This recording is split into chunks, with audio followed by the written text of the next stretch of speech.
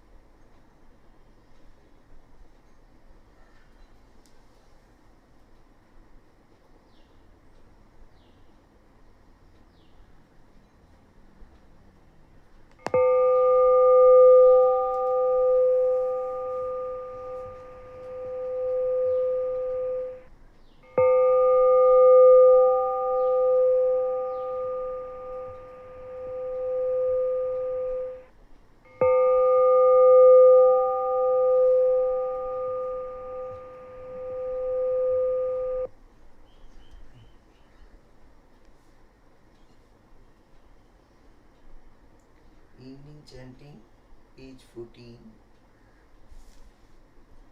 Yoso Bhagava Arhang Sama Sambuddho Swakato Yen Bhagavata Dhammo Supatipanno Yassa Bhagavato Savaka Sangho Tamayang Bhagavantam Sadammang Sasangham Ime Sakari Yatharhan Aropite Abhipujayama Sadhuno Bhante Bhagava Suchira Parini Bhutopi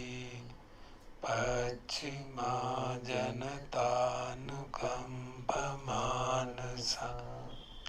Ime Sakari Dugata Panakara Bhute Patiganatu Amhakam Digratam Hitaya Sukhaya Arhang Samma Sambuddho Bhagava Buddhang Bhagavantang Abhivademi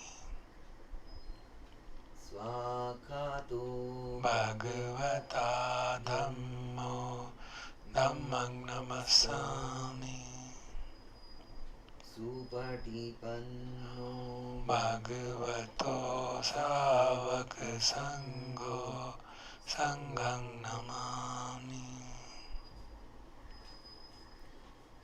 Handmayam Buddhasya Bhagavato Ubbhavnamkaram Karomasi Namo Tassa Bhagavato Arahato Samma Sambuddhassa Namo Tassa Bhagavato Arahato Samma Sambuddhassa Namo Tassa Bhagavato Arahato Samma Sambuddhassa Handmayam Buddhanusatinayam Karomasi Tam Kopana Bhagavantang Evam Kalyano Kiti Saddho Abhugato Iti Piso Bhagava Arhan Samma Sambuddho Vidyacharana Sampanno Sugato Lokavidu Anuttaro Purisidhamma Sarati Deva Manusana Buddho Bhagavati विगीतिं करोमसि बुद्धवान् Arhant वरदादिगुणाभियुतो युक्ताभिज्ञानकरुणा हि समागततो बोधेशियो सुजनत कमलं वसुरो वन्दाम्यहं तमर्णं शिरसा जिनेन्दं बुद्धो यो सर्वपाणिनं शरणं खेममुत्तमं पठमानुसतिष्ठानं वन्दामि तं शिरेणां बुद्धस्मि दासो बुद्धो मे सामिकिस्सरो बुद्धासं नियादेमि शरीरं जीवितं चिदं वन्दन्तोऽहं चरिष्यामि मन्दस्येव सुधम्मतं नास्ति मे शरणं अन्यत् बुद्धो मे शरणं वरम् एतेन सज्जवज्जेन वड्डेयं सत्तु शासने बुद्धं मे वन्दमानेन यं पुण्यं पशुतं हिदा सब्बेऽपि अन्तरायामि माहेशुं तस्य तेजसा कायेन वाचा वाचैत्सा कम्मं पकटं मया दौपटिगनाथवच्चयन्त कालान्तरे संवरितं बुद्धे आनन्दमयं धम्मानुसतिनयं करोमसि स्वाखातो भगवता धम्मो सन्दिट्ठिको अकालिको एहिपस्सिको उपनयिको पश्चात्तं वेदितव्यो विज्ञोहीति आनन्दमयं धम्माभिगीतिं करोमसि स्वाखात् तादिगुणयोगवशेन सेयो यो मग्गपाकपरिय विमोकभेदो धम्मोऽकुलोकपठन तदधारि वन्दाम्यहं वरधम्ममेतं बुद्धो यो सर्वपाणिनं शरणं खेममुत्तमं द्वितीयानुसतिष्ठानं वन्दामि तं शिरेणाम् धम्मस्मि दासो धम्मो मे सामिकिस्सरो धम्मस्सहं नियादेमि शरीरं जीवितं चिदं वन्दन्तोऽहं चरिष्यामि धम्मस्यैव सुधम्मतं नत्थि मे शरणम् अन्यत् धम्मो मे शरणं वरम् एतेन सज्जवज्जेन वड्डेयं सत्तु शासने धम्मं मे वन्दमानेन यं पुण्यं पशुतं इदा सब्बेऽपि अन्तरायामि माहेशुं तस्य तेजसा कायेन वाचा वाचैत्सा धम्मेको कम्मं पकटं धम्मोपटिगनाथवच्चयन्त कालान्तरे संवरितं आनन्दमयं सङ्घानुसतिनयं करोमसि सुपटिपन्नो भगवतो सावक संगो उजुपटिपन्नो भगवतो सावक संगो न्यायपटिपन्नो भगवतो सावक संगो सामीचि पटिपन्नो bhagavato savaka sango yadidam chattari purisani yatta purisa pungala esa bhagavato savaka sango ahuneo pahune dakkine anjali karaniyo anuttarang punyaketa lokasati.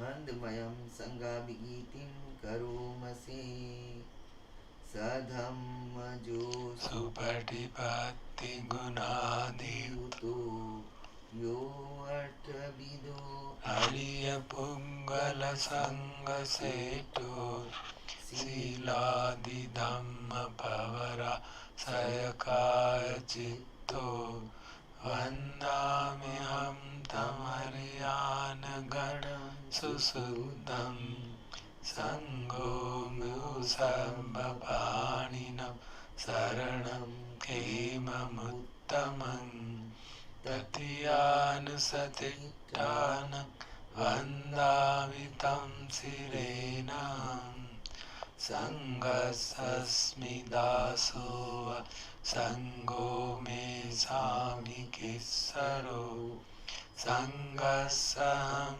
niyademi sariran jivitanchidam vandantoham charisami sangasya upatipannatam nati me saranam anyam sango me saranam varam etena satya vajjena vaddeyam sattu sasane sangham me vandamanena yam punyam pasutam dida sabbepi antarayame mahesum tassa tejasa kayena vacaya vacitsava sango patiganato chendam gaurandare samparikama sange.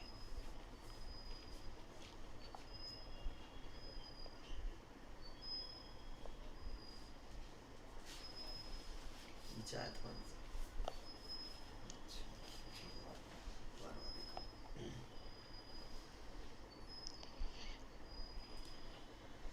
Page 131. Natti me saranam anyam.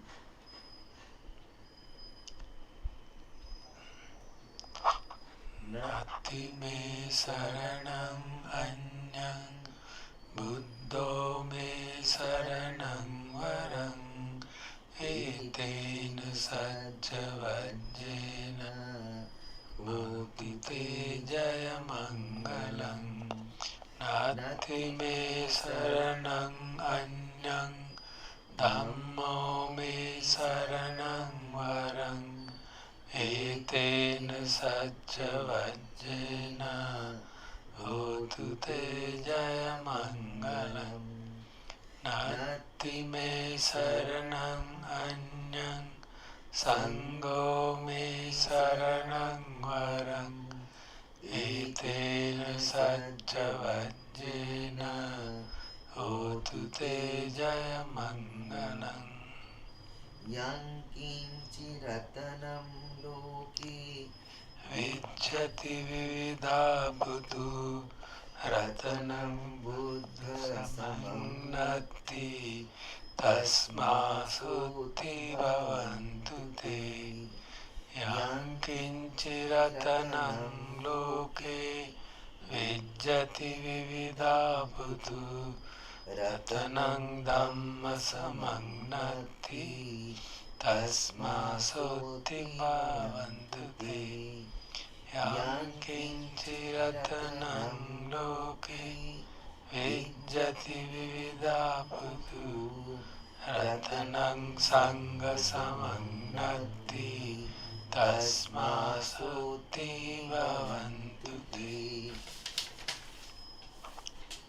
Sankatva Buddharatanam Osadam Uttamam Varam Ayatam Deva Manussanam Tandate Jena Suttita Nasantu Sapadavasambe Dukkha Upasamintute Sankatva Maratanam Osadam Uttamam Varam Vailahu Upasamanam Sammate Jena Suttita Nasantu Paddavasabbe Upasamintute Sankatva Sangaratanam Osadam Uttamam Varam Ahuneyam Pahuneyam Sangati Jena Sutina Nasantu Paddavasabbe Ruga Upasamintute.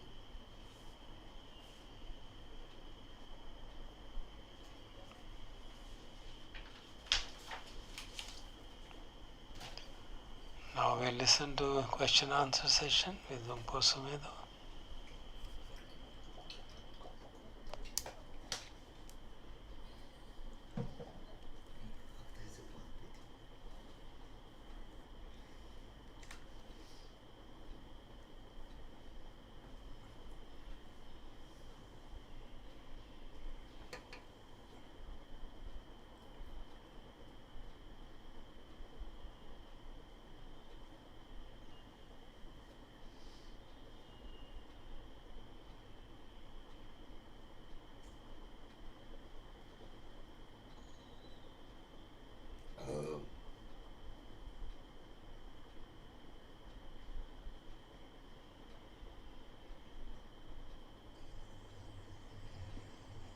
So the first question this evening is how to reconcile consciousness is not self with you are awareness.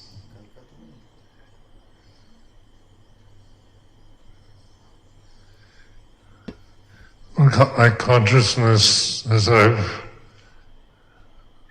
said many times over during this retreat, is when we talk about the self, we're identifying with conditioned phenomena, not with consciousness. And yet consciousness is what we really are. But it's not personal, so you can't, it's, as I said before, it's not like my consciousness separate from yours. It's a kind of personal identity with consciousness. Consciousness in terms of Buddha Dhamma is immeasurable, it's invisible, it's infinite. Where the self-view, the ego, is very much limited, isn't it? How you see yourself as a physical form, as a personality, as a man or a woman, or whatever, these are very limited concepts that we cling to and live by, always seeing ourselves in these very limited habit forms of the sankharas. So, in anatta, or in the Trilakkhana, the three characteristics of conditioned phenomena, anicca, dukkha, anatta, that's the big question. Who am I? What am I? As a, am I really, this, if I ask some of you, who are you? You have to think about it. You have to think about, I'm this person from this country, and ask yourself, what are you really? Are you really this person, or then you have to, and why do you think you're like that? Then you just get caught up in thinking, analysis, which is all sankharas. Whatever you think about yourself is a sankhara. So if I ask personal questions, then you have to think about answers about the limitation of yourself, of your ego, of your physical identities. But if I ask you if you're conscious, you don't have to think about that. When you try to find yourself as a personality, as an ego, and that, then we have to really, who am I really? Am I, I don't know who I am, or what's my real identity? So many neurotic hang-ups some people have, searching for what they really are. They don't know where they belong, where they fit in. So we seek identities. We've joined organizations. We identify with religious groups, with with anything, with football teams, with anything, to have some identity, some sense of being somebody as a condition. Because no matter whatever you identify with, no matter how good or unwholesome the identity might be, what your true identity is consciousness, because you're aware. This awareness is aware of not knowing, aware of searching for your real self, is aware of the thoughts about where do I fit in, where do I belong.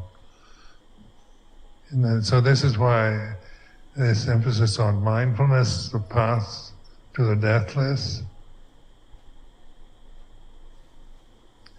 So it's impersonal. And we're all in consciousness at this very moment. All of us are in consciousness, which is impersonal. But when you try to think about that, and then you start using the creative thinking patterns, concepts and memories and ideas, to think about something that is intuitive. Like mindfulness, intuitive awareness is here and now, it's knowing, it's like this.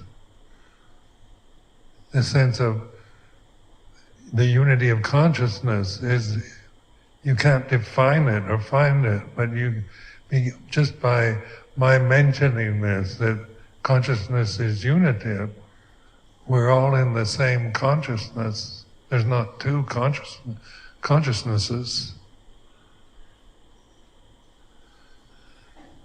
You try to think about that, you can't really, you get caught in doubt or confusion or mental states.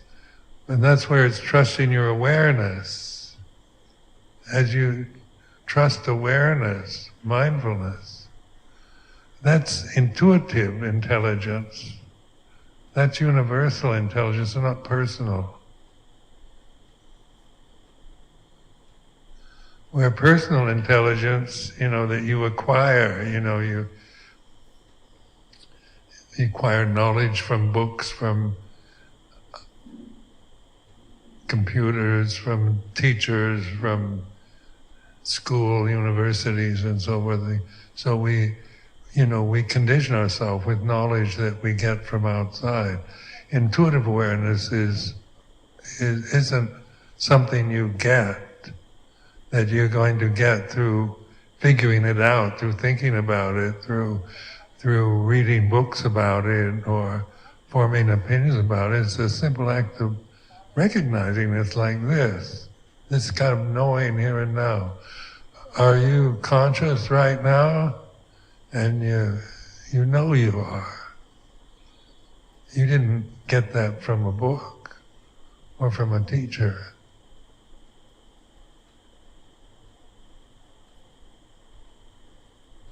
So this is very direct knowing, and it's learning to trust it. Because the more you think about it, the more doubts you have. Because thinking, as I said, is being attached to thinking, trying to figure out the meaning of life, who you are, where you fit in, what's your purpose in life, and all this. You go round and round in circles with thinking, but you're still not sure. Because thinking has no real life to it. It has no, it's an empty phenomenon. That's why you can't, that's why it's not, you can form opinions about good and bad, right and wrong, true and false, with thinking. But it's all kind of dead, kind of soulless phenomena that you're attaching to. So it creates, that attachment leads to Vicikkiccha, or doubt. And then in doubt, Vicikkiccha, when you don't know, you're aware. Doubt is a mental state that is quite beneficial. Because you stop thinking. But as a person, as an ego, as a conditioned creature, then we don't, we don't like doubt because we want to know. We want answers to questions, solutions to problems. We want to have names for all the forms. We want, it's interesting, say, going to art museums in Europe, where people in the museum, the Tate Modern in London, used to like to go there and just watch people deal with modern abstract art. You find themselves looking at, because they have some kind of outrageous masterpieces, or whatever you want to call them, in this museum. It's called the Tate Modern, and just as observing how people get frustrated with forms they don't have names for. So if you have some kind of abstract painting, and you have a title like Sunset over Singapore or something like, and then suddenly you're told what it is, and you start seeing it. But if it just says number 10, and it doesn't have any particular form to it, you think, I don't know what that means. What are they trying to say? Child of 2 could do better than that.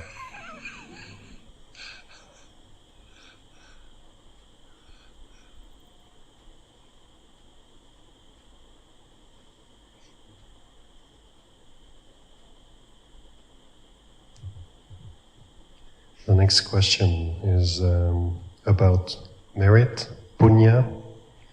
Could you speak about the nature of Punnya and how to relate to it in terms of mindfulness and awareness? Well, whether, the ego, this is what the ego does with the word merit, or boon, tambun in Thai. The ego wants to make merit in order to, accumulate something for themselves. So, like to give dana to monks and so forth, that can be done from the ego of just trying to accumulate a lot of good actions. That's done from the ego.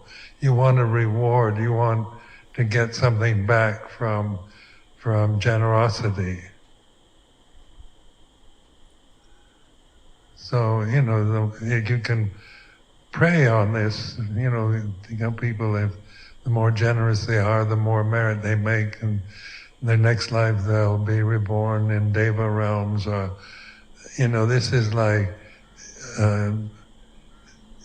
you give requisites to monks and you make a lot of merit, and the more you give, the more money you donate to the Sangha, the more merit you have. That's strictly from the ego level. So that's conditioning, that's not real merit. So in Dana-paramita, when you're developing Dana-paramita, it's sharing what we have with others without the desire to get any reward or even acknowledgement.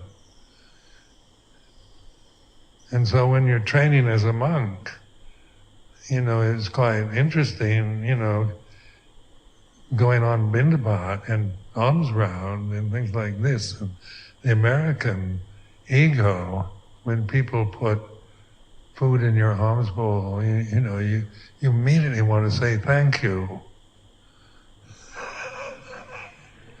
And then I was told, you don't say thank you, because you're rewarding them with gratitude, and they're just giving this for the sake of giving, kind of diminishing their merit. It was a totally new concept for me. Because in America you say thank you for everything.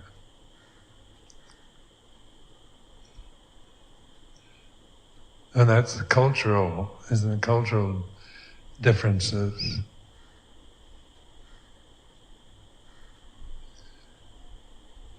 But Luang Cha was always emphasizing to the lay community that were his supporters about, dana barami or merit making is to give without expectation for reward, even a thank you, even acknowledgement,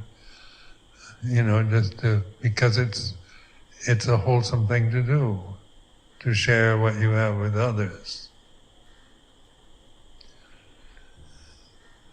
But notice the personality, the ego really wants to be rewarded, like even if we don't say thank you and we don't even look at you, the attitude is you're making merit, you're getting something for this generosity.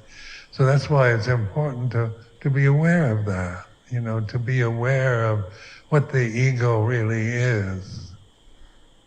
It's the desire to get something, desire to get rid of something, desire to, like making merit can be that we worry about when we die, where will we be reborn?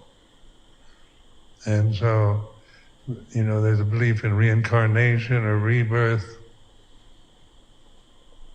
Then there's 6 realms of existence, so the Deva realm is the desirable one, where everything's beautiful.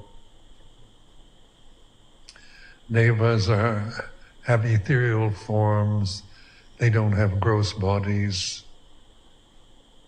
They have kind of ethereal bodies made out of some kind of ether, and so they don't have to be reborn in these kind of coarse animal forms that we are in right now. And so that's a beautiful kind of image of an ethereal form. And like a deva, you can't imagine a deva perspiring or coughing or any kind of the functions of the human body.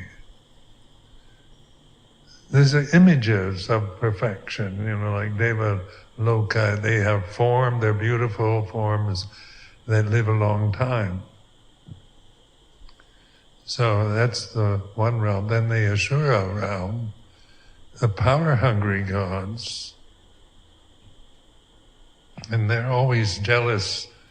They're jealous. Their nature is to want power, and they hate the devas, so they're always trying to fight off the devas, and because the devas are beautiful and play harps and enjoy everything, and these asuras are power hungry, like modern politicians, and they want to get the wealth of, the wealthy people, accumulate as much money as they can, taking the wealth away from the rich. And these power-hungry asuras, they're still kind of deva-like creatures. They don't have coarse bodies like human beings. Then we get the human realm, and that is, then we have to deal with the physical body of an animal, with the awareness. We have this is the realm where you aren't reborn. If you meditate and realize the Dhamma, you're not born in any realm anymore. Then the fourth realm is the animal realm, which is ignorance, lacking in intelligence, and so forth. Then the preta realm, which is the hungry ghost realm. This is a realm of like drug addicts, alcoholics, where you no matter how much drugs you take, you have to have more. You're never, the image of a preta is one with a mouth the size of the eye of a small needle. It's got this tiny little mouth and this long neck, long skinny neck, and this huge belly, the size of Mount Everest. And so it's continuously hungry because how much food can you put in this tiny little mouth to feed this enormous body? It's like a hungry ghost, a preta, they're called hungry ghosts. So, you can see that in terms of drug addicts and people addicted to substances, that sexual addictions and things like this, where they just totally obsessed with some kind of state that they can never really fulfill. No matter how much you get or how much you take, you still want more. And then the avicii hell is usually presented by either fire, where you're eternally burning in eternity, or freezing to death. So it's utter unmitigated misery. So you notice that these are images that we create, humans create, the 6 realms of existence. And in salas and in Thailand, in Thai monasteries, you see pictures of these. And so these are representations of states of mind. Don't think of, to try to figure out where the Asura realm, the Deva realm, and so forth. These are imagined kind of realms, that you create some kind of, imagine some kind of Deva realm up in the sky or whatever. Or hell is something way below in some miserable cavern. But in terms of, the advantage of the human birth, this is seen in terms of Buddha Dhamma, is this ability to reflect, to be mindful. So we have the bodies of animals, so we can be seen as some kind of a more developed ape or monkey. But we're conceited enough to not want to have to be looked down on that kingdom as inferior, because we see ourselves as superior to the animal kingdom. What is superior then? What is that makes us different from just being a higher kind of ape? Is the ability to reflect on reality, to realize Dhamma, ultimate reality, ultimate truth, the absolute. We're not just caught in the forms that we're born into, in the physical bodies, and without any escape, without any way to get outside this limitation of our physical form,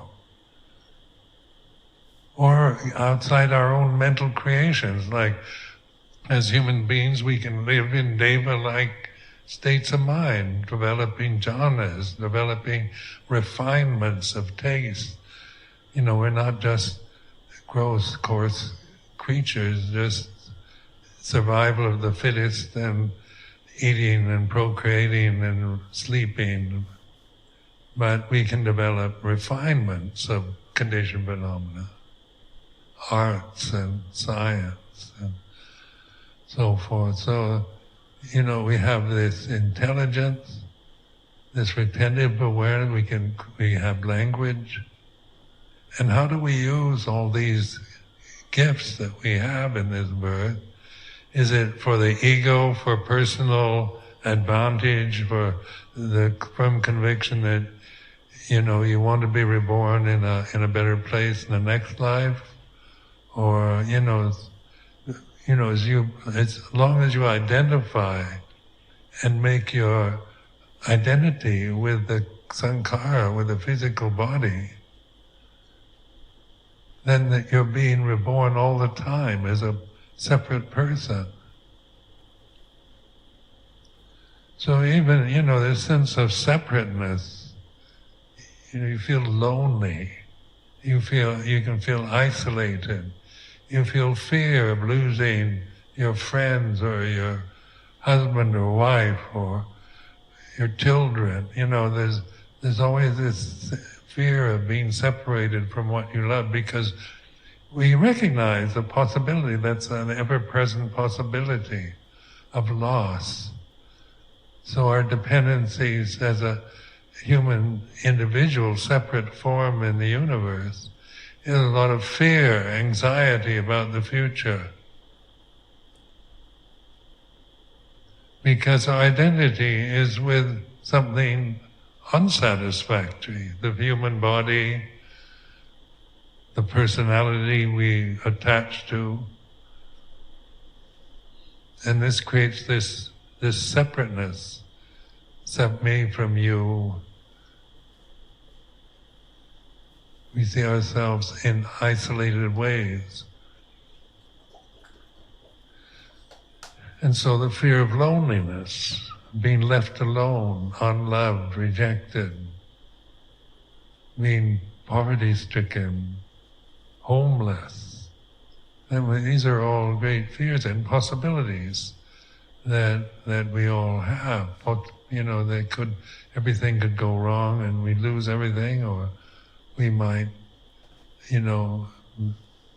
be lucky, and live a happy life till we die at 100 years old. But the future is unsure, it's imagined.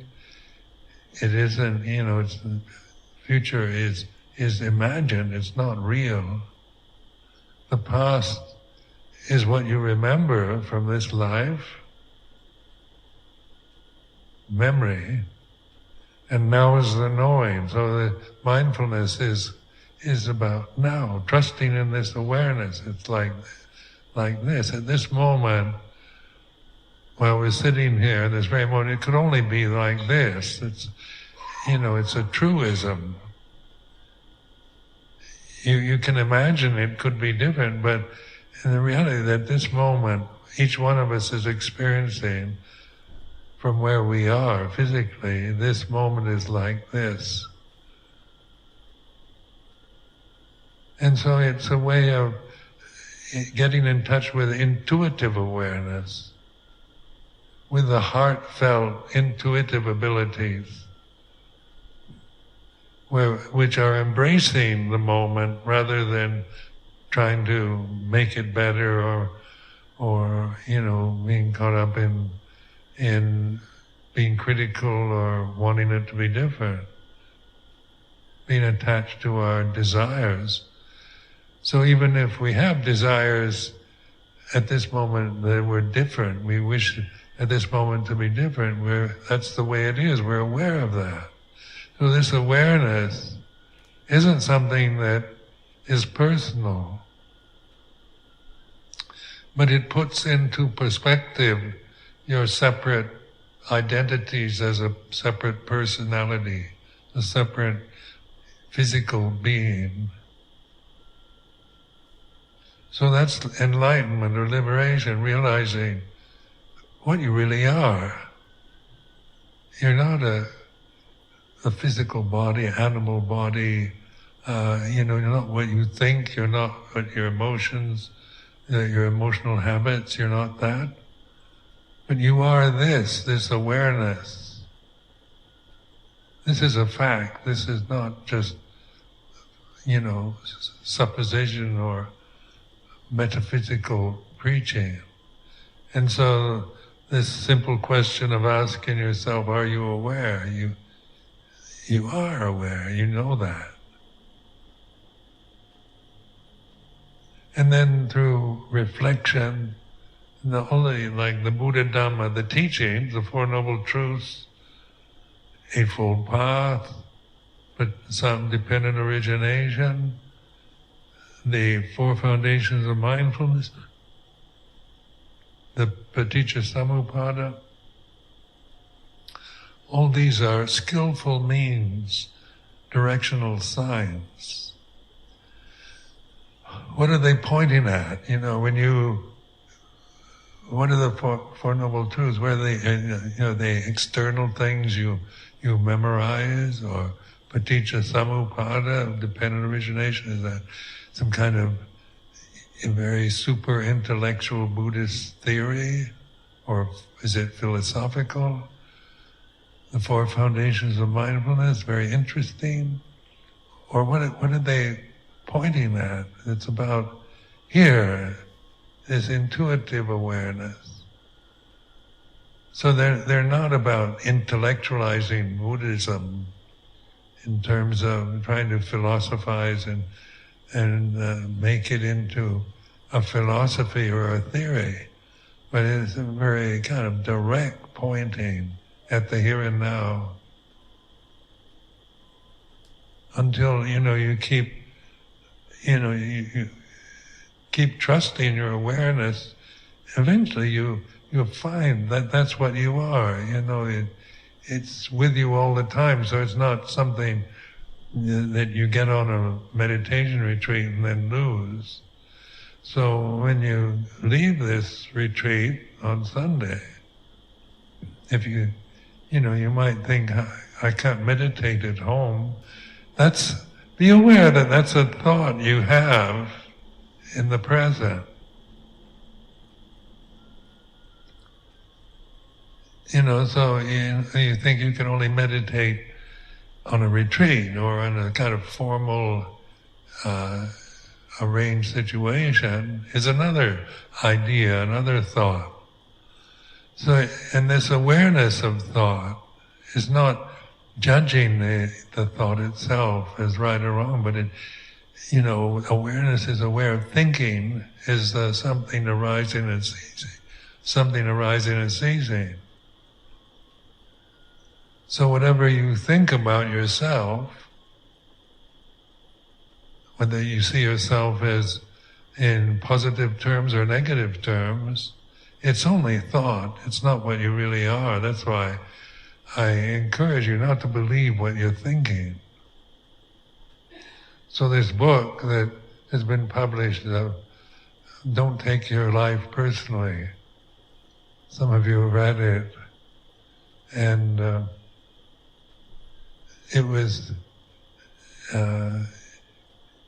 it was published by a private group in England, and so it's for sale in Amazon. So it's kind of difficult to give it out for free, because the people that published it won't give us the copyright. But in the years that I lived in England, for 18, 19 years, I'd go every summer to a summer school, a Buddhist summer school in Leicester. And so it was mostly English. Europeans would come, and they'd have Tibetan monk or Zen monk and myself. So I was the kind of star of this summer school for about 18 years. And I really enjoyed it, because it was in the botanical garden of Leicester University. Was a very beautiful place. And I'd have the whole morning. They'd give me the whole morning to reflect on Dhamma.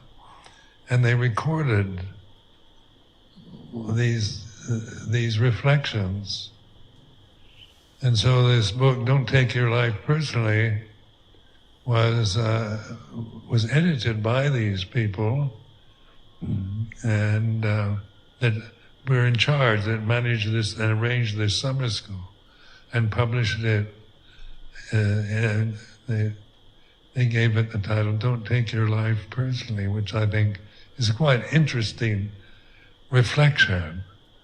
Because we see our lives and see ourselves as separate persons, and we take it all very seriously. Our lives, what we think, and our fears, and our emotional habits, and so the very personal, very intimate. They seem to be full of a sense of me and mine, separation. Where awareness isn't about separation, it's about the way things are. At this moment, no matter how you're feeling, whether you're feeling very personal, intimate, separate from everything, or you're feeling at one with the group, or whatever, you're aware of that. And I'm not saying how you should feel. I can't, if I start telling you how you should feel, that would be very misleading and wrong. Because we can't help the way we're feeling right now. But we can be aware of it. Feeling is impermanent. That when you're feeling happy, sad, interested, bored, restless, worried, thinking about the end of the retreat, it's like this.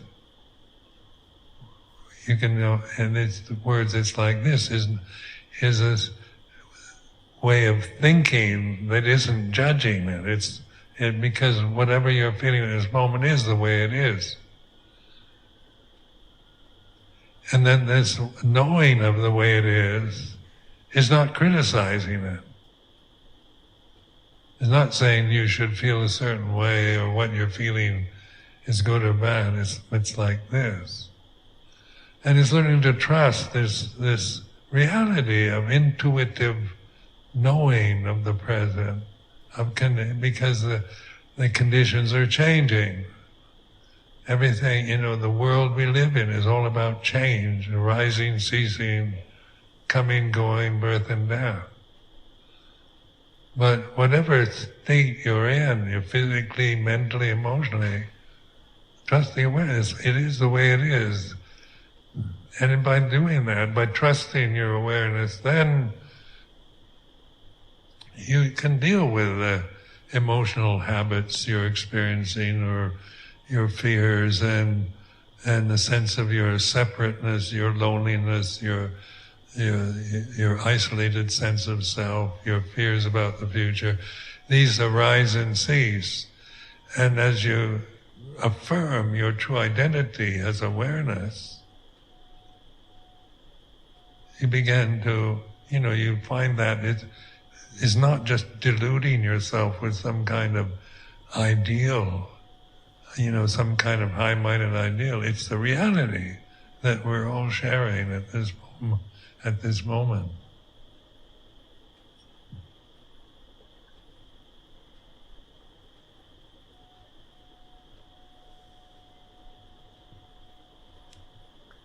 Another question is regarding Vicikkiccha, doubt, as Lumpo has taught, arises from thinking. How is that different from Ehipassico, encouraging investigation? So Ehipassico is intuitive awareness, is not thinking. Thinking is not investigation. To analyze, you think. Analysis is the thinking process. But Ehipassico, or mindfulness, isn't about thinking. It's aware of thinking.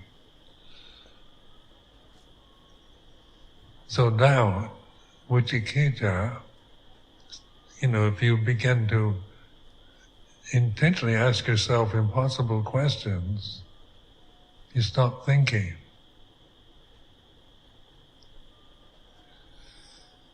So just like, what is the meaning of life? And, if I ask any of you right now, what is the meaning of life, you'll stop thinking before you can answer that. Then then maybe you come forth with some intellectual explanation, the meaning of life is to realize the Dhamma and be free from all suffering, then that's quoting from the scriptures. And where, am I practicing in the right way? And then your thinking mind stops. But you're aware of not thinking.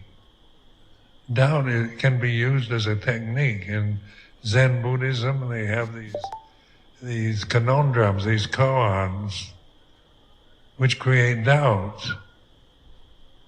And the intellect can't answer these deliberate,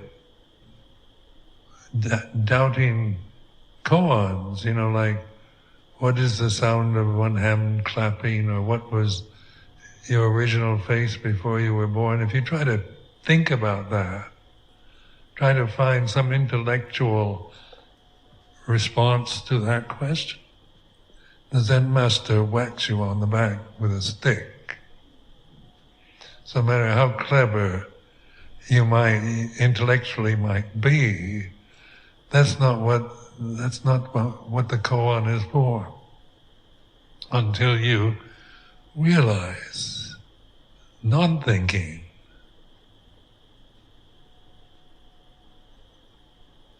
So what is the meaning of life? And it stops the thinking mind. What is my original face before I was born? Stops the thinking mind. Who am I? You're thinking, for that moment, when you ask a question, there's no thought, but there's still awareness. Empty, conscious awareness. So like doubt in Zen Buddhism is used as a helpful means, a skillful means. And in Mahayana sutras they have the Diamond Sutra, which is, all about doubting, the development of doubt. So, this is why as a fetter, the third fetter, it's using the thinking process, not, in order to stop thinking. And so you're interested in when you ask yourself a question, you stop thinking before you start trying to form an answer to it. And this is a way of noting, recognizing emptiness, conscious awareness without thought in it.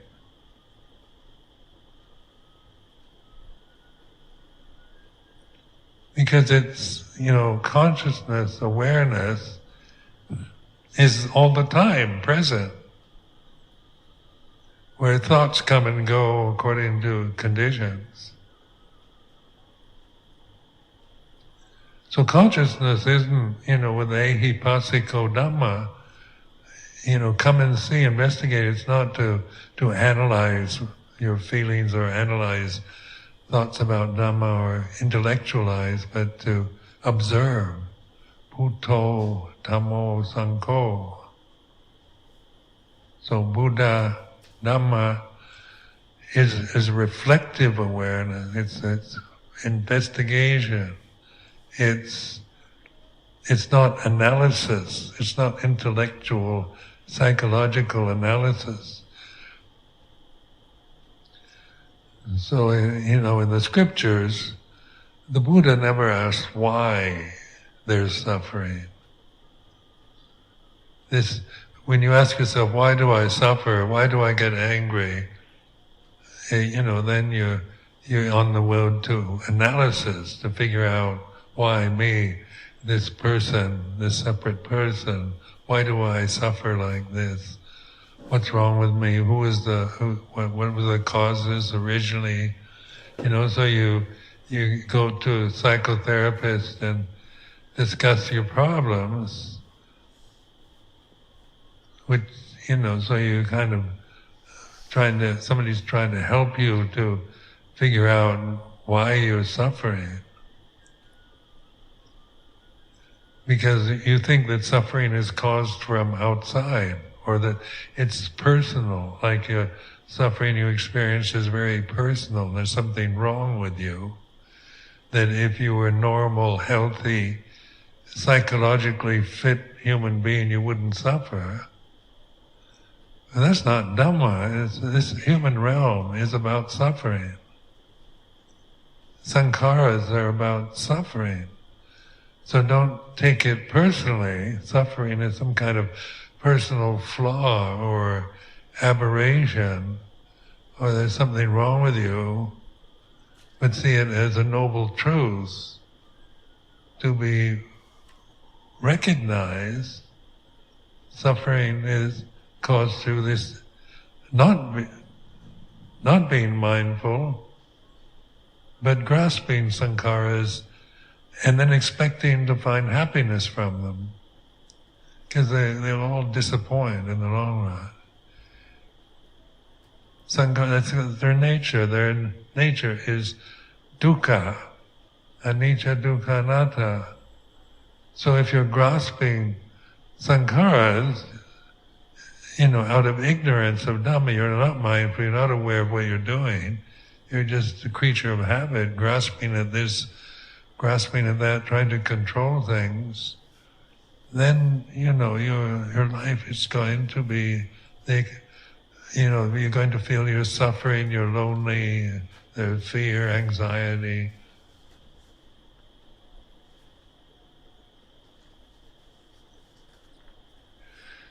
So awareness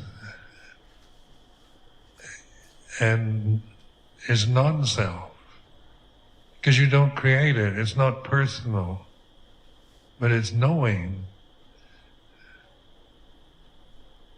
And it's getting to recognize this, the reality of knowing here and now is like this, which is not judgmental, not critical, not personal.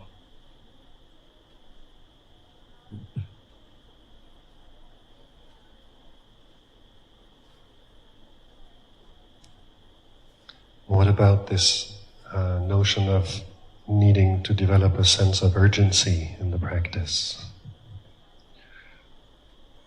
Well, if you see that here and now is where is practice, if you think if you create the idea you've got to be here and now, that can sound urgent. But trust your awareness of this sense of, the urgency. But there is a sense of, this is this lifespan that we're experiencing. We've already been born physically, as physical beings. And in the future, these physical forms will die. We know that. And then between birth and death of these physical bodies is enlightenment. So on Vicikkicca Puja Day, it was one of the big Theravada celebratory days. We celebrate the birth, the enlightenment and death of the Lord Buddha.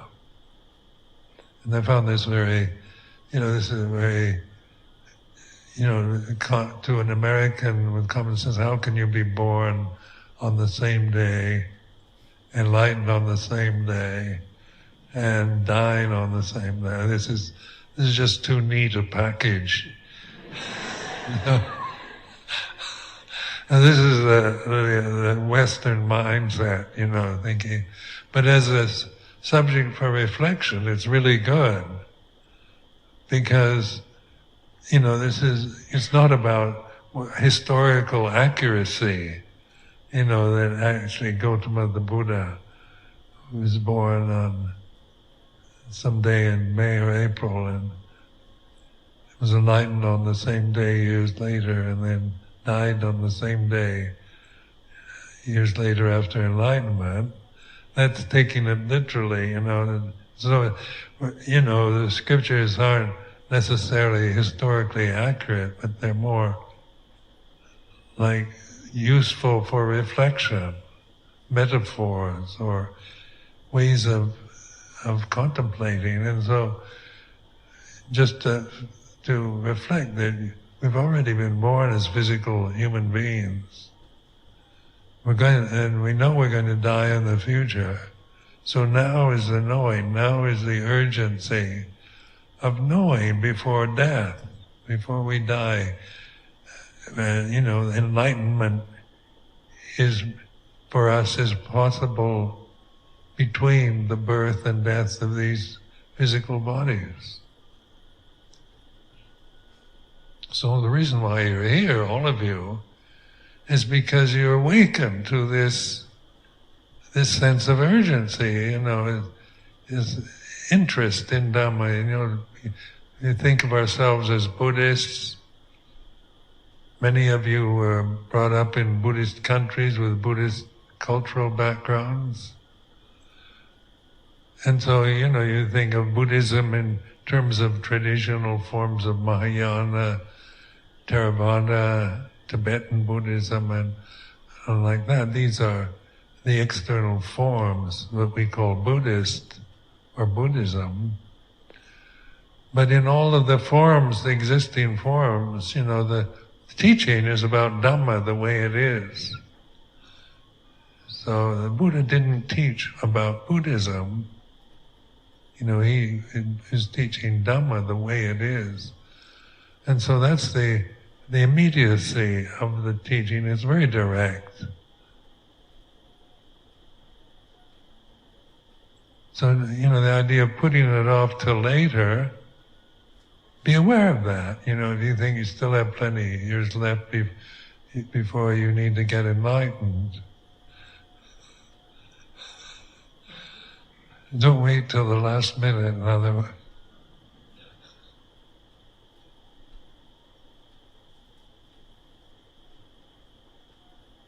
When you talk about the first three fetters, you talk about how children haven't acquired them yet. How can parents help in that context? Well, that's an interesting question on, raising children. So, when you're young, young child, you're innocent. You don't know anything. Like a newborn baby is conscious in a human form in consciousness rather.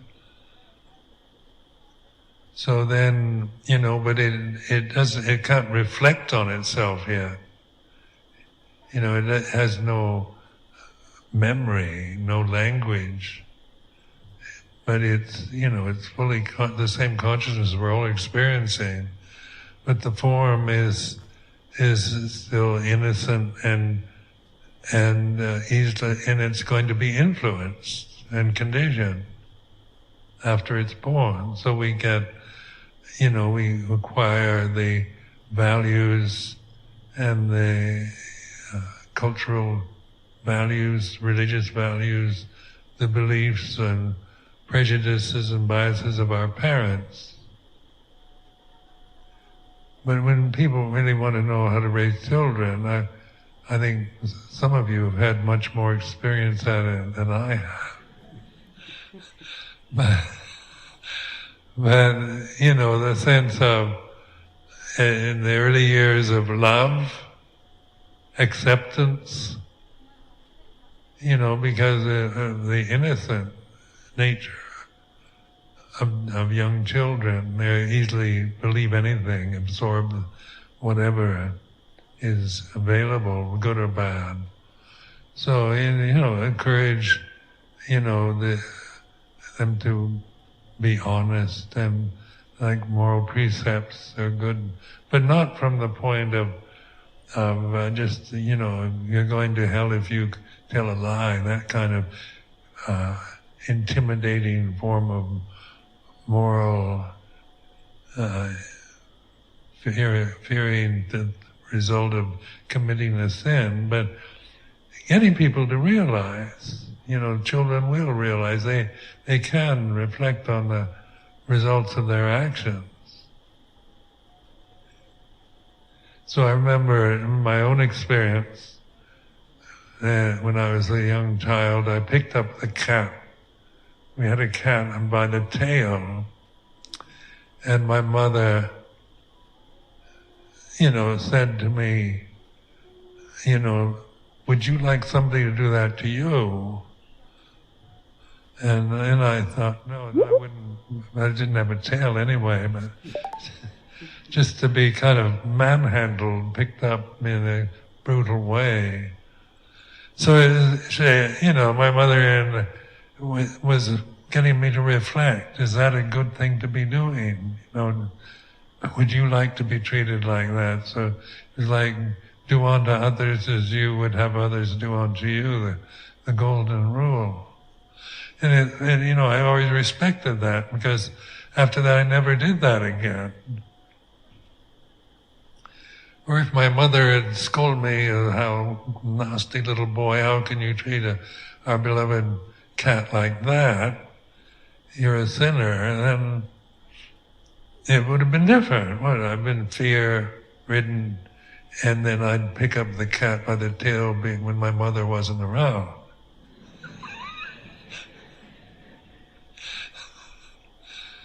So that's the wisdom. I remember that vividly. Because, I was very young then and had no sense for what I was doing. But, I could be aware. I wouldn't hate to be treated like that myself. And suddenly I saw the cat as a sensitive form, rather than just something for me to pick up any way I wanted to and do whatever I wanted with it.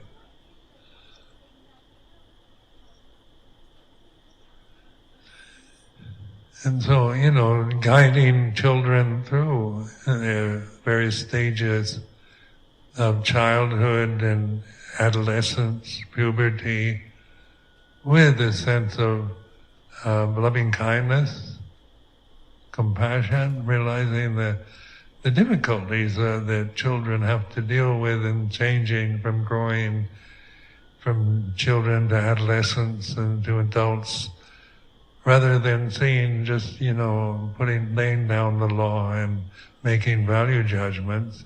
It's more like intuitive awareness that results in metta karuna, mudita, equanimity, the four Brahma Viharas.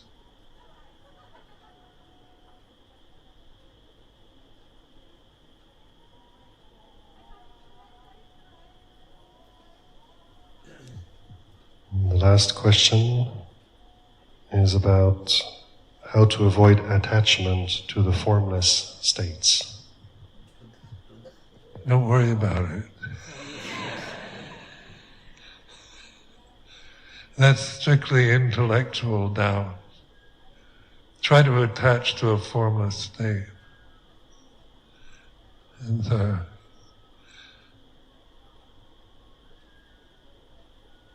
it's not, you read about getting stuck in formless realms, but if you trust awareness, you're not choosing formlessness over forms.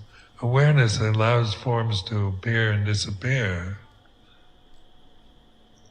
Or if to get kind of mesmerized into a kind of formless state, you have to be an absolute control freak and live alone as a hermit.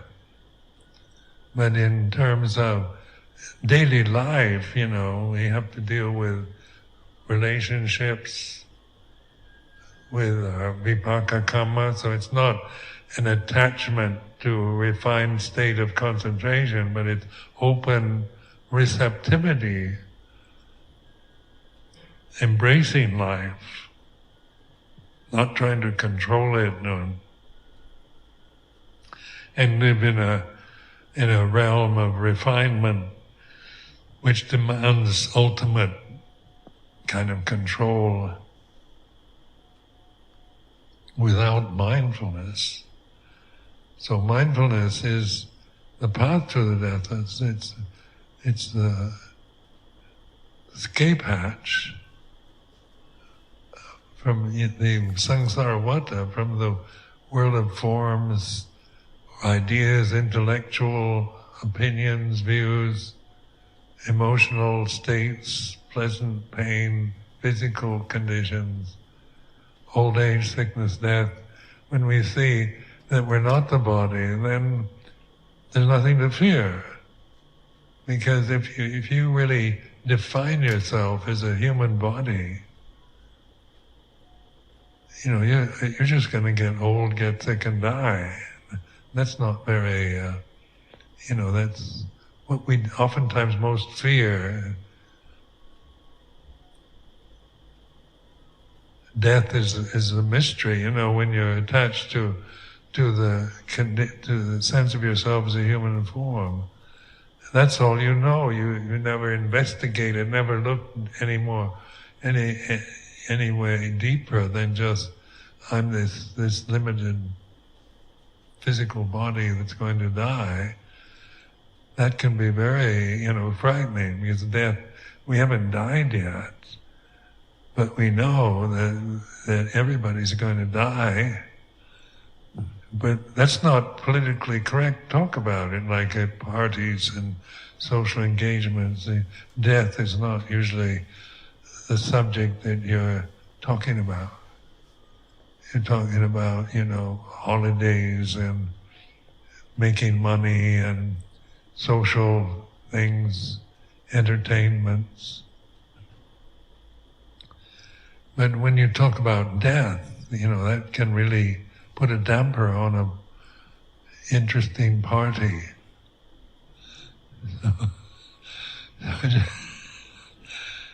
And yet we know that these forms are going to die, because that's what they're supposed to do. So in awareness, are you really this form? Really investigate this, ask yourself, are you really just this human body?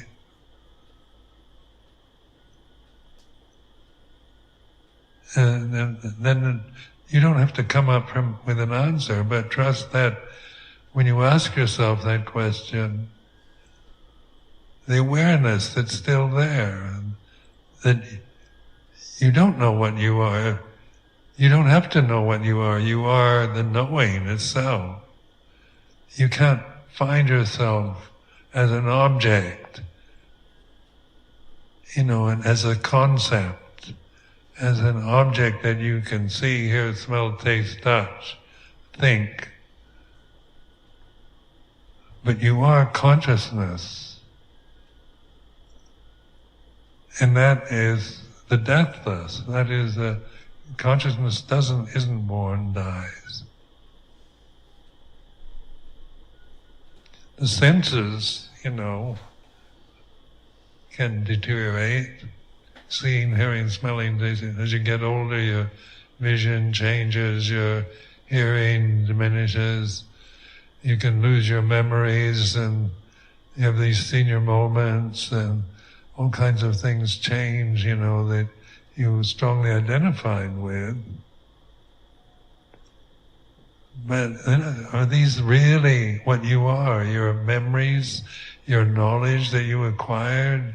If you lose, if you have forget things, are you really just a bundle of emotions and memories? And this awareness is not frightened because it's deathless. And so, and just in my own experience of over the years training in this form, at first, then I operated from, I'm this physical body, I'm this Praparang, and I'm, Theravadan Buddhist, and I operated from the conventions, because that's all I knew, that's how my conditioning operated. But then the teachings of the Buddha were Ehipassico kind of investigations. Am I really just this physical body? Am I really, a Praparang? Is that just that's a Thai word for foreign monk? Am I really these titles, these names, this personality which changes? And pretty soon you begin to have insight into what you really are, is this awareness. Because it's with you all the time, no matter, what you're going through as a personality, as a physical body.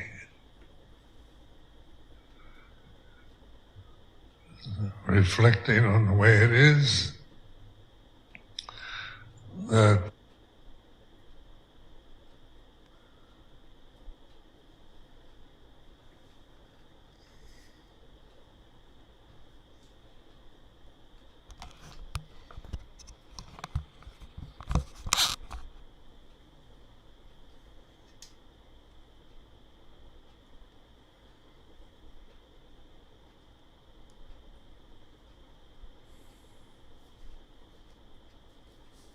संक्षेप में प्रश्नों का उत्तर जो दिए गए हैं उनका संक्षेप में ही हम सारांश बताने का प्रयास करेंगे।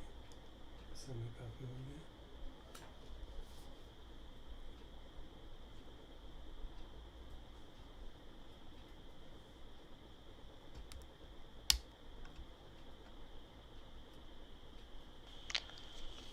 पहला प्रश्न था कि आप कहते हैं कि हम कॉन्शियसनेस है और दूसरी तरफ से कहा जाता है कि अनात्मा है, कुछ नहीं है, तो दोनों को कैसे आप सामंजस्य करते हैं? तो उन्होंने बताया कि कॉन्शियसनेस जो है, जो अवेयरनेस जिसे कहते हैं, वो पर्सनल चीज़ नहीं है, वो खंडों की तरह मेरे पर्सनल चीज़ें नहीं है जिससे कि हम मान सकें कि ये मेरा है या मैं हूँ। वो इनफाइनाइट है, इमेजरेबल है, तो उसके प्रति कोई तादात्म्य भाव होना संभव नहीं।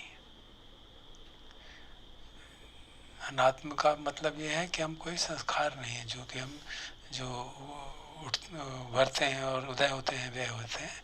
जो प्योर कॉन्शियसनेस है, जो अवेयरनेस है, वो उदय और व्यय नहीं होती, तो इसलिए उसको अपना मानना एक बात नहीं, वही बात नहीं है जैसे हम खंडों को अपना माने।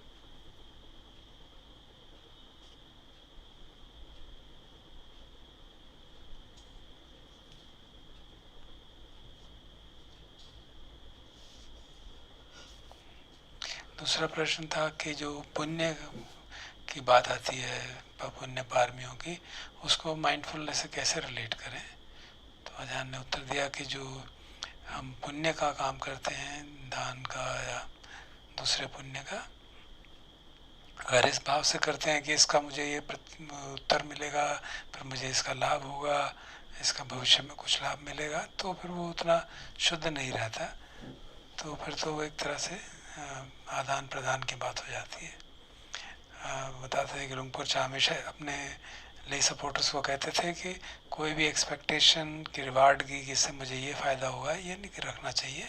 तब जाके दान जो है शुद्ध होता है और तब जाके वो पारमिता बनता है, वरना तो वो एक ट्रांजैक्शन की तरह हो जाता है। उन्होंने उदाहरण के तौर पर कहा कि जब मैं आया था तो मुझे कहा सिखाया गया था कि जब तुम्हें भोजन दास में बाउल में डालें तो थैंक यू नहीं करना है, क्योंकि इंग्लैंड अमेरिका में तो ये सामान्य सी बात है, कुछ मिलेगा तो थैंक यू करेंगे। तो समझाया गया कि थैंक यू करने से उनके जो मेरिट हैं वो कम हो जाएंगे। कहते काफ़ी मुझे समय लगा वो समझने में। और कहा कि पुण्य के फिर बारे में उन्होंने कहा कि पुण्य के हिसाब से कहा जाता है कि अगला जन्म ऐसा होगा। फिर उन्होंने 6 रेल्म्स के बारे में बताया, देवा रेल्म, असुर रेल्म, मानव जन्म और एनिमल रेल्म और अविच्ची हेल के बारे में। तो उन्होंने ये भी कहा कि वो बेसिकली मन की स्थितियाँ हैं, उस तरह से समझना ज़्यादा उचित रहेगा कि अगर हम बहुत अच्छी तरह ध्यान कर रहे हैं तो हम मनुष्य जीवन में भी देवा लाइक मेंटल स्टेट्स को जी सकते हैं। अगर हम बहुत ही ग्रीडी हैं और बहुत कभी भी हमारा संतोष में नहीं रहता तो वो प्रेता रेल्म की जैसा होता है। तो इस तरह से उन्होंने समझाने का प्रयास किया कि ये सब चीज़ें उस सेंस में भी देखी जा सकती हैं। मुख्य बात बार बार वो यही करते रहे कि हर बार कि हमारे मानव जीवन की सबसे बड़ी पॉसिबिलिटी ये है कि हम जो अवेयरनेस है, कॉन्शियसनेस है, उसमें विश्वास रखें, उसमें काम करें, उस पर काम करें और जो भी प्रेजेंट में हो रहा है उसको देखते रहें। सती और पन्या साथ साथ चलें। बार बार उन्होंने वही हमको याद दिलाया, हर जगह हर प्रश्न के उत्तर में वो बात याद दिलाई।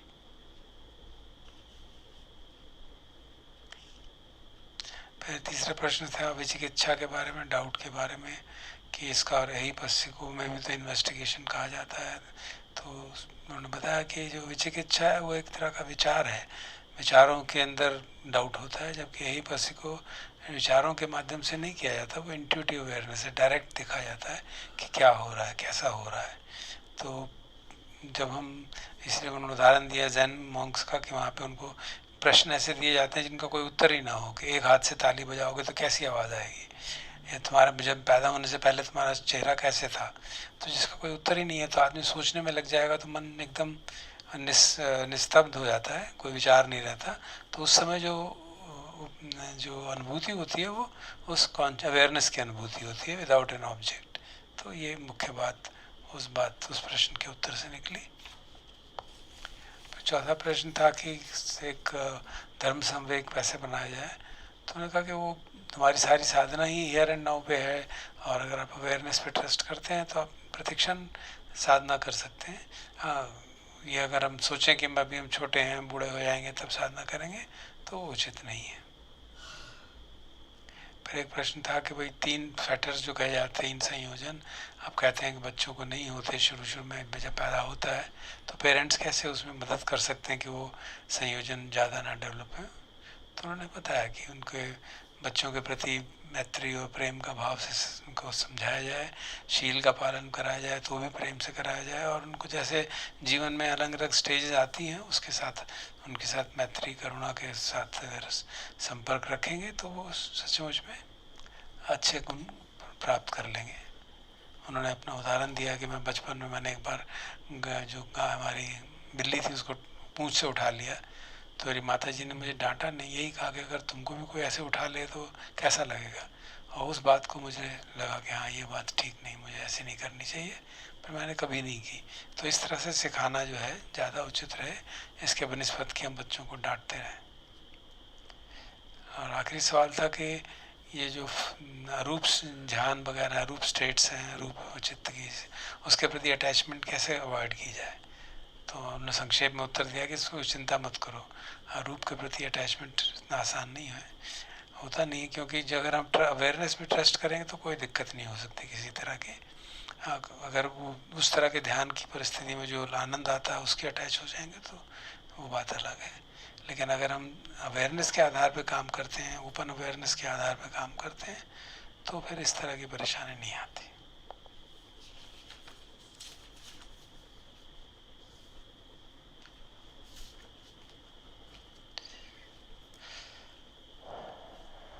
तो संक्षेप में विवेका ब्रह्म विहार का अभ्यास करते हैं थोड़ी देर।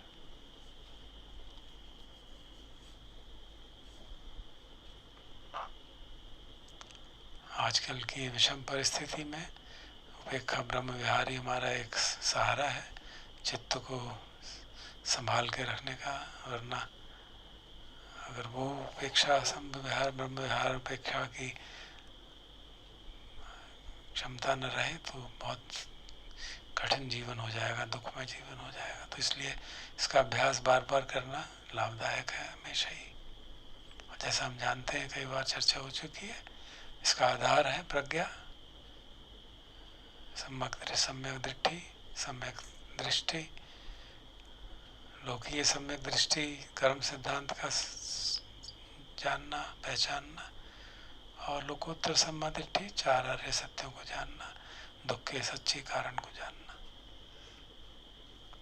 तो उनको याद कर लेते हैं पहले, ताकि उसको याद करते करते और जो बाहर की परिस्थिति है उसको भी याद करते हैं, और इन भगवान की शिक्षा को याद करते करते उन परिस्थितियों के अंदर मन को समता में रखने का अभ्यास करते हैं।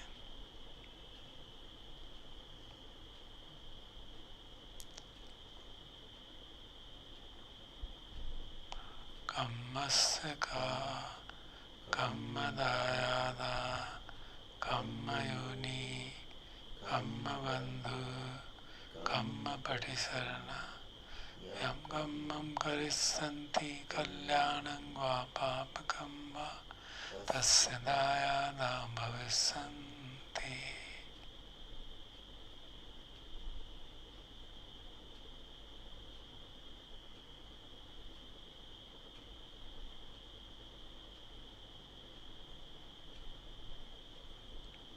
जिस जिस गहराई तक सम्यक दृष्टि हमारी होगी उतना उपेक्षा भाव समता भाव पुष्ट होगा। और ये सबके लिए, जैसा हमारे लिए सत्य वैसा सभी के लिए, चाहे वो दुख की परिस्थिति में हो या सुख की परिस्थिति में हो, समता रखना बहुत आवश्यक।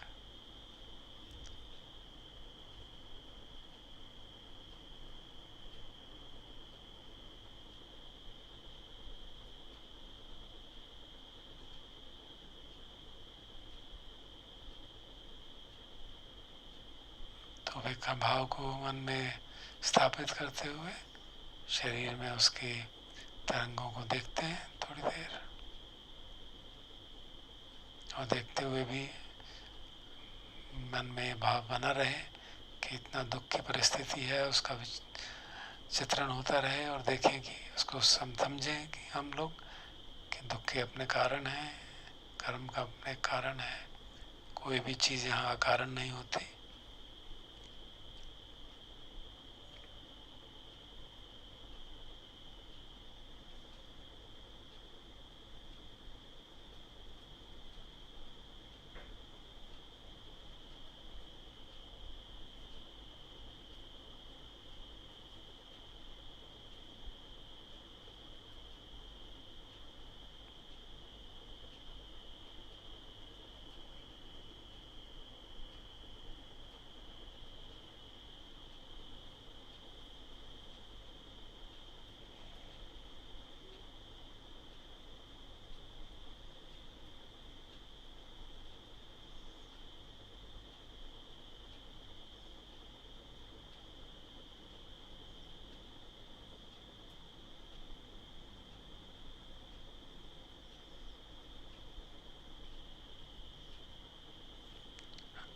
अनित्य बोध का आधार भी पुष्ट हो तो वो भी समता बनाए रखने में मदद करता है।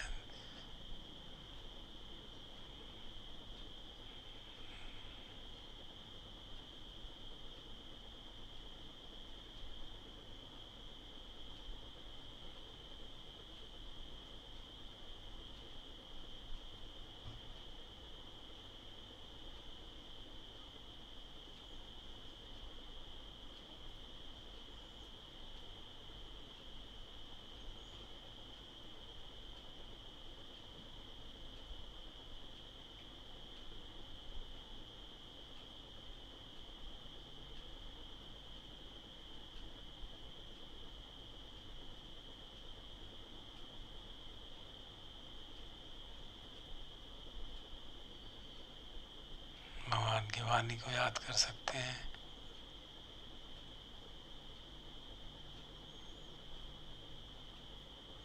यथा इंद्रकीलो पथविंसितोऽसिया चतुहिवाते असंपकम्प्यो सोमं तत्सत्पुरुषं वदामि यो वर्य सच्चान्वेच्च पश्यति। तुम्हारा चित्त भी कंपायमान नहीं होगा जब हमारे सत्यों को निरंतरता से देख पाएंगे। हम सब देख पाएं, सभी प्राणी चाहे दुख में हो चाहे सुख में, नारे सत्यों के प्रति सजग हों, उनको समझें, दुख के कारण को समझें। ऐसी शुभेच्छा सभी के प्रति।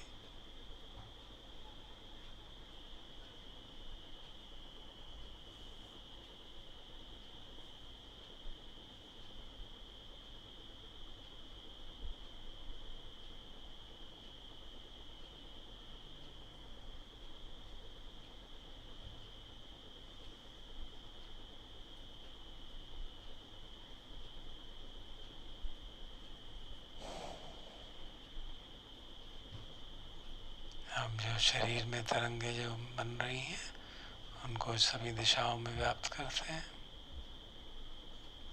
उपेक्षा सहगतेन चेतसा एकं दिशं परित्वा विहरति तथा द्वितीयं तथा तृतीयं तथा चतुर्थं इति उद्धं अधोतिर्यं सम्भति सम्पत्तताय सम्भावन्तं लोकम् उपेक्षा सहगतेन चेतसा।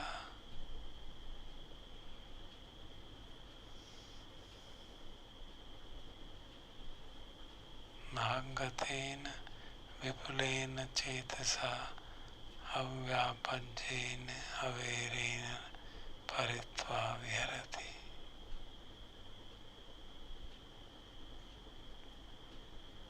बगैर वैर के, बगैर द्वेष के, शांत चित्त से सारी दिशाओं को, दसों दिशाओं को उपेक्षा के चित्त से व्याप्त करते हैं। तो हर दिशा में जो प्राणी हैं, जिनको हम जानते हैं, चाहे सुख में हो या दुख में हो,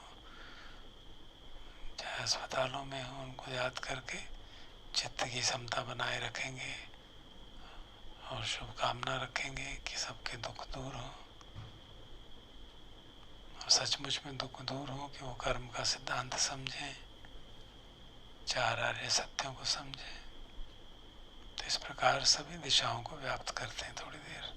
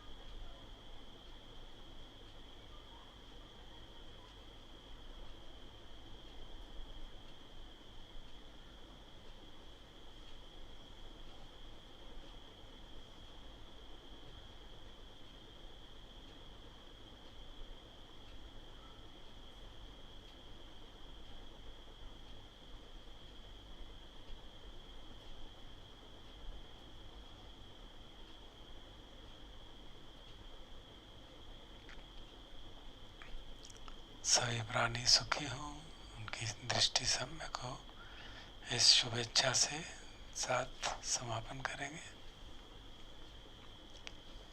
Sabbe satta sukhi hoantu, sabbe hoantu chakemino, sabbe bhadrani passantu, ma kinchi papam gama, ma kanchi sokam gama, ma kanchi dukkam ma.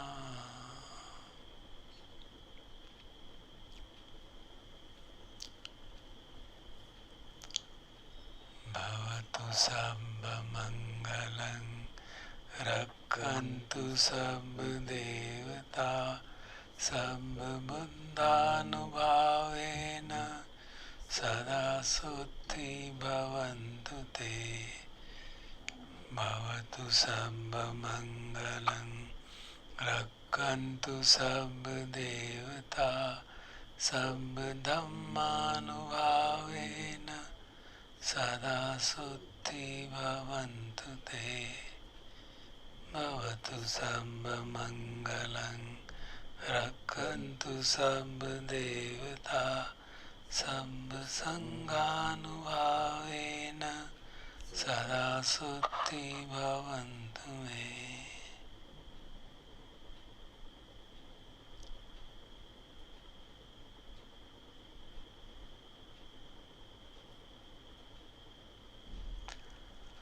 Arhan Samma Sambuddho Bhagava Buddhaṃ Bhagavantaṃ Abhivādemi.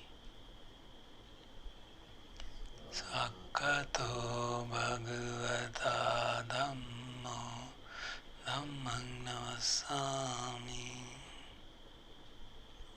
Supatipanno Bhagavato Sāvaka Sangho Sanghaṃ Namāmi.